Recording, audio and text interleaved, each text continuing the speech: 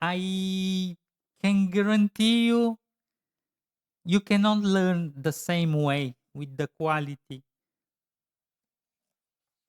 and pleasure and consistency as with the paper book.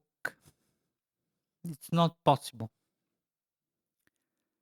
And the companies that are doing analysis of the market, they are printing tons of articles exactly for this reason.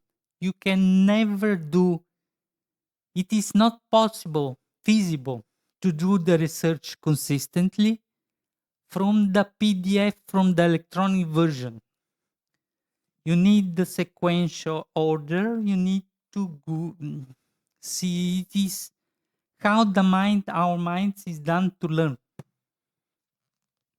Otherwise, you pointing to AI and you are emulating the knowledge without having even, let's say, you're doing the research about thing.